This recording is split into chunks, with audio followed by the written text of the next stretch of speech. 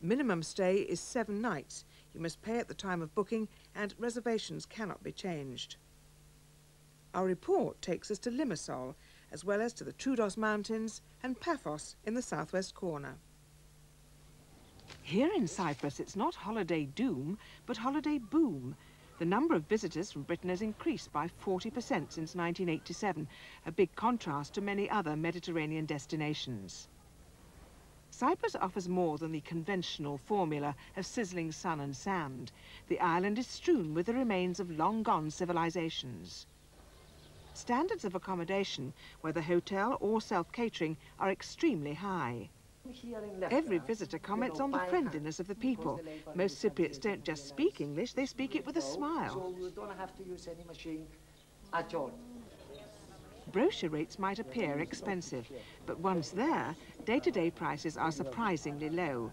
A good meal for 2 with wine costs around £10. Restaurant prices, quality and even portions are controlled by law and they don't mess around. Persistent offenders can have their restaurants closed down. Cyprus has never really competed in the mass package stakes. Restrictions on charter flights mean that a holiday here still has a certain prestige. The harbour town of Limassol in the south is the island's liveliest resort. It's big, brassy and not particularly beautiful, but dedicated to giving visitors a good time. There's a traffic-free shopping area where the biggest bargain is sandals at £6 a pair. But behind the souvenir stores, traditional craftsmen grind, saw and stitch in gloomy little workshops. Some of Limassol's seafront hotels are on the wrong side of a congested main road. You need iron nerve to cross it at rush hour, but by next year, a new road system should have funneled the traffic away. With its large swimming pool and sun terrace, the 4-star Churchill Hotel is right on the beach. It's one of more than 80 hotels and apartment blocks on a 7-mile stretch leading into town. Rooms are large, light and airy, all with their own bathrooms, and have a balcony to catch the sun, just right for breakfast.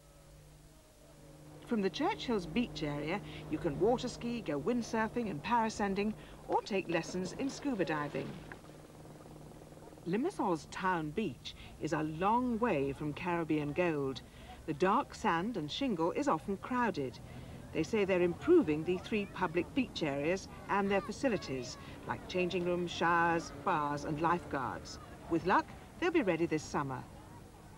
But you only have to go a short distance to find uncrowded beaches away from the main roads, where sandcastles don't get trodden underfoot. Limassol Castle has withstood even rougher treatment for more than 800 years. It only costs about 40 pence to get in. Admission charges to most monuments in Cyprus are amazingly low. On Limassol's main seafront promenade, discos, bars and tavernas link together in a necklace of noise and neon.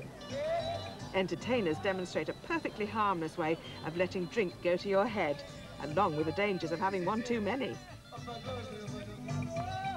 Limassol may be crowded, but it's refreshingly free from the yobbo element.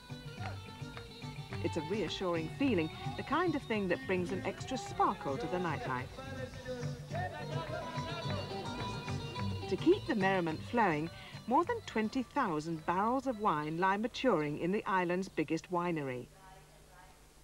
Cyprus has been famous for its wine for 1,000 years, and in wineries like this, the island still produces around 10 million gallons a year. Most wineries offer tours and tastings to visitors. After all, a few sips don't make much of a dent in 10 million gallons. With supermarket wine at less than £1 a bottle, cheap fruit and vegetables, and the markets full of specialities like smoked pork, it's little wonder that 31% of British holidaymakers opt for self-catering.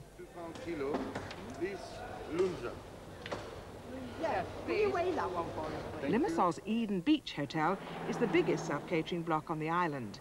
Overlooking the sea, the apartments, this one sleeps 4, have their own kitchen and bathroom and daily maid service.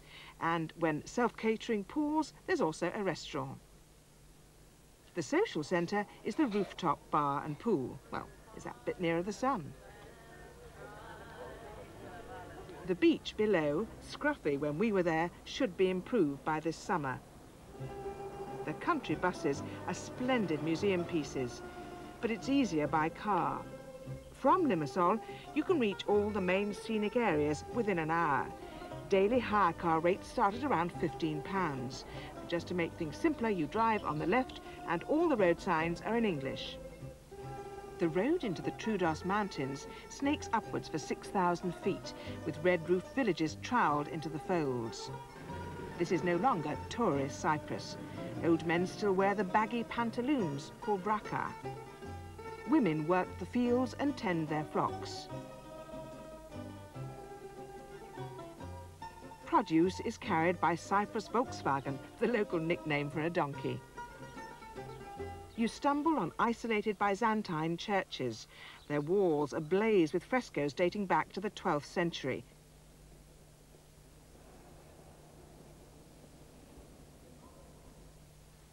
Dozy little Omedos is said to be the cleanest village in Cyprus.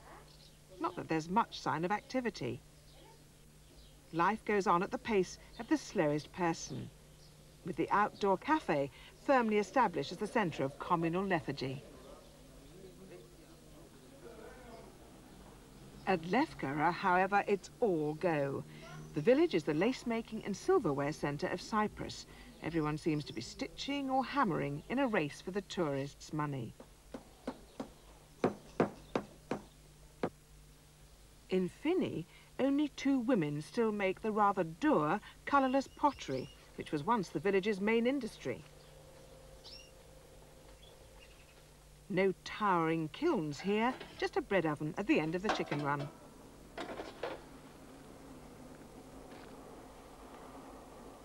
Two of the finest historic sites in Cyprus lie by the sea near Paphos.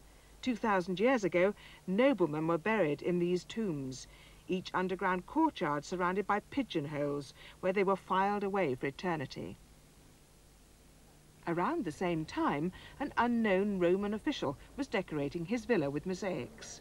And here you can see some of the best mosaics of the island.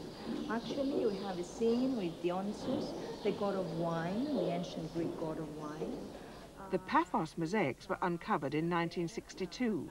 Nymphs gambol and cavort. Animals preen and snarl. Gods and goddesses drink endless wine, all in one epic jigsaw puzzle.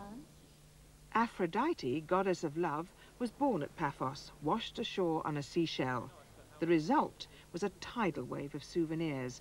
According to the story, she only had to bathe in the sea once a year to renew her virginity.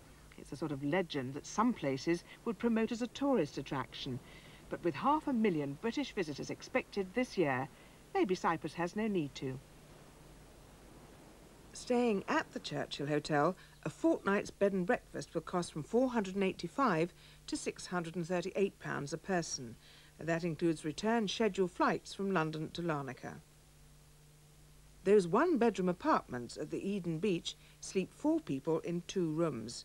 With 4 sharing, 2 weeks self-catering start at £279 per person, rising to £349 in midsummer, including midweek charter flights from Luton to Larnaca.